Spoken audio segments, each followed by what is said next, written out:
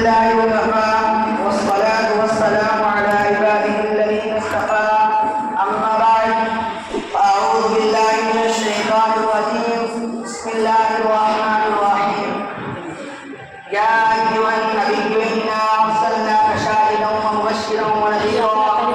وداعيا إلى الله بإذنه وسراجا منيرا وقال رسول الله صلى الله عليه وسلم وقال في مقام آخر أول ما خلق الله نوري أو كما قال عليه الصلاة والسلام رونا مستاقی اس سے ڈرتا ہوں رونا مستاقی اس سے ڈرتا ہوں گلہائے عقیدت ہے جو میں پیش کرتا ہوں آپ کی ذات کچھ ایسی عالی ہے آپ کی ذات کچھ ایسی عالی ہے کچھ سمجھ میں آتا نہیں بس پیش کرتا ہوں چھوٹا ہوں بڑی بات ڈرتے ڈرتے کہتا ہوں چھوٹا ہوں بڑی بات ڈرتے ڈرتے کہتا ہوں میں شفاعت کا مطالب سفارش کرتا ہوں دین محمد صلی اللہ علیہ وسلم کی پیراکار ہوں میں اس بات کا دل سے اعتراف کرتا ہوں کہ میں قدرہ سرکار دے علم ہوں سیکھنے سکھانے کا زمانہ ہے یقین الانسان مرکب من الخطاء والنسیان کہ تحت مجھ سے غلطی ہو سکتی ہے اس لیے آپ مسلمین مجھ سے عاجزانہ التماس کرتا ہوں کہ میری خطاؤں کو درگزر کرتے ہوئے میری اصلاح فرمائے تو آئے اللہ کے بلانے خدا کے پیارے عبداللہ کے جگر پارے اما آمنہ کے لبتے جگر بیوی عائشہ کی آنکھوں کے تارے سید فاطمہ کے ابا جان ابراہیم و قاسم کے ابا جان زینب و کلثوم کے دل نواز حسن و حسین کے نانا جان وجہ تخلیق کان و مقا یتیموں کے والی غریبوں کے حامی بے قصوں کا سہارا عشق شفاعت فخر موجودات مطلوع عبادہ محبوب کی دیا دارو جہاں میں سردار سرور کائنات سید الابرار جناب محمد رسول اللہ صلی اللہ علیہ وسلم قدمنا عبد پیش کریں پڑھیں گے دعا سے اللہم صلی علی محمد وعلی آل محمد كما صلیت علی ابراہیم وعلی آل ابراہیم انک حمید مجید اللہم بارک علی محمد وعلی آل محمد كما بارکت علی ابراہیم وعلی آل ابراہیم انک حمید مجید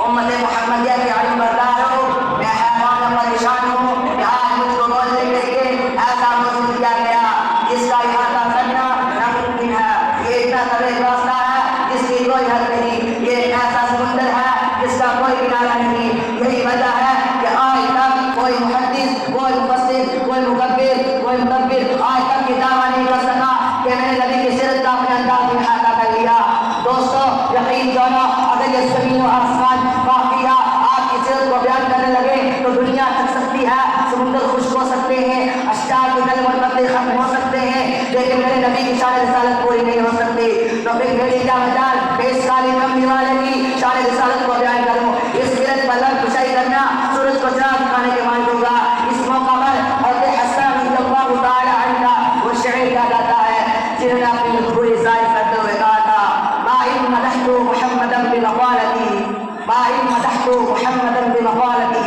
ولكن مدحت مقالتي بمحمد ترجمہ میری کیا مجال کہ میں اپنے اشعار سے مدحت رسول کا حق ادا کر سکوں ہاں میں نے ذکر رسول صلی اللہ علیہ وسلم سے ضرور مدح سرائی ہے سامعین کرام مجھے کچھ سمجھ میں نہیں آتا کہ میں کہاں سے بات شروع کروں آیا میں عجائبات و معجزات کا تذکرہ کروں جو آج سے قبل تاریخ بتا رہے تھے کہ عالم کے انسانوں خبردار ایک پرانی شخصیت وجود پر یہ ہونے والی ہے کہ آپ کی ولادت کا سعادت کو موضوع گفتگو بناؤں یا آپ کی آسمان کی سیر کا تذکرہ کروں یا آپ کا شق القمر کا معجزہ بیان کروں جس کا شاعر نے نقشہ کھینچتے ہوئے کہا ہے شق القمر کا معجزہ ہے مدینہ سے آیا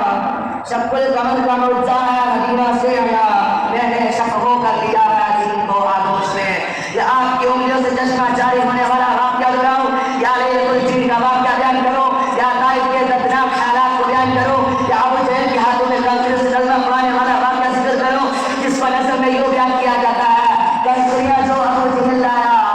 کنکریاں جو ابو جہل لایا سرکار نے کلمہ ان سے پڑھایا پھر بھی وہ ایمان نہیں لایا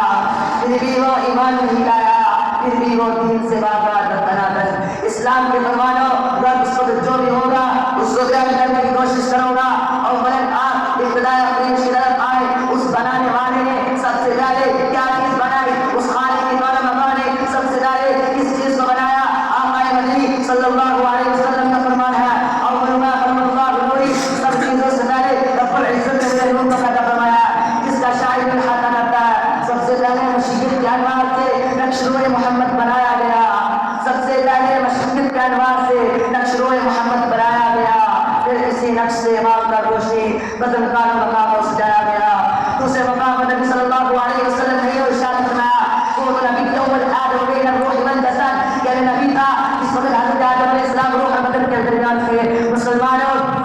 یقین آپ کا نور افضل بھی ہے اور افضل بھی جیسا کہ اس واقعے میں ظاہر ہوتا ہے. حضرت آدم علیہ السلام کی آخری وصیت, حضرت آدم علیہ السلام نے اپنے بیٹے حضرت شیس علیہ السلام کو آخری وقت میں وصیت کرتے ہوئے فرمایا, اے میرے پیارے بیٹے, تمہیں معلوم کیا ہے تمہاری کشانی میں چمک کی چیز کیا. تو حضرت شیس نے علم کا اظہار کیا تو حضرت آدم نے فرمایا یہ نور ہے, اور یہ نور ایسا ویسا نور نہیں بلکہ یہ اس ذات کا نور ہے جس کے لیے آسمان و زمین بنائے گئے. اور پھر فرمایا اے میرے پیارے بیٹے اس نور کی حفاظت کرنا. پھر آپ کے بہت فضائل بیان کیے,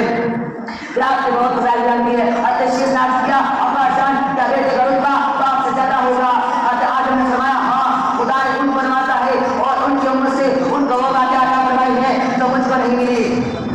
اول تو یہ ہے کہ مجاہدت سے حضور پر جنت سے نکالا گیا. ایسی ان کی امت کے مسلمان ہزار ہاتھ اٹھا کریں گے پھر بھی جنت میں جائیں گے, بلکہ ان کے ہاتھ خدا نے جنت کو کر دیا ہے. قرآن کہتا ہے ان اللہ اشتری من المؤمنین انفسهم واموالهم بان لهم الجنہ, بے شک اللہ تعالیٰ نے مسلمانوں کے لیے ان کے ہاتھ جان اور مالوں کے بدلے جنت کو کر دیا.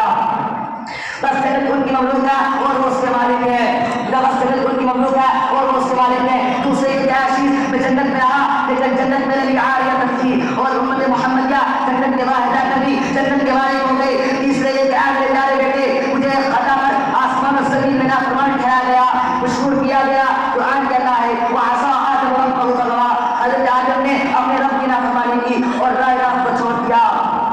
محمد صلی اللہ علیہ وسلم کی امت ڈاکو بنا کرے گی, پھر بھی دنیا و آخرت میں اس کی بدلہ بخش ہوگی اور بہت ساری جنتیں بداروں نے آپ صلی اللہ علیہ وسلم کی بیان کی.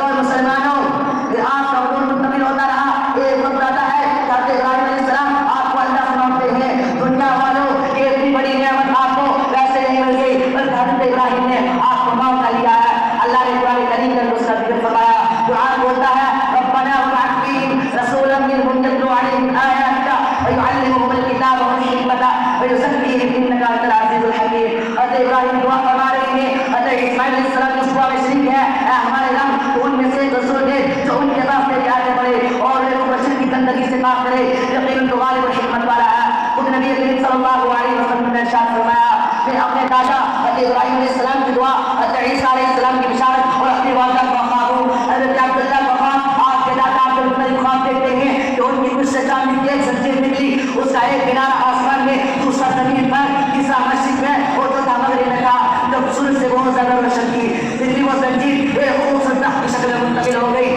اور ہر عجب کے لوگ اس کو سجدہ کر رہے ہیں. اور یہ بھی دیکھا کہ قریش سے کچھ لوگ اس درخت کے کاٹنے کی فکر میں لگے ہیں اور مکہ کے کفار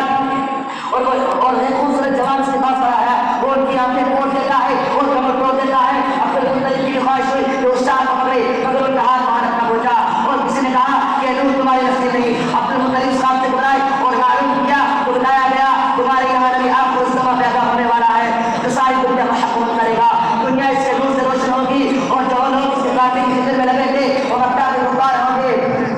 اور جو خوبصورت جوان اس کے پاس آتا وہ فرشتہ تھا اس کی عبادت نہ کر دیتا, لیکن عبد المطلب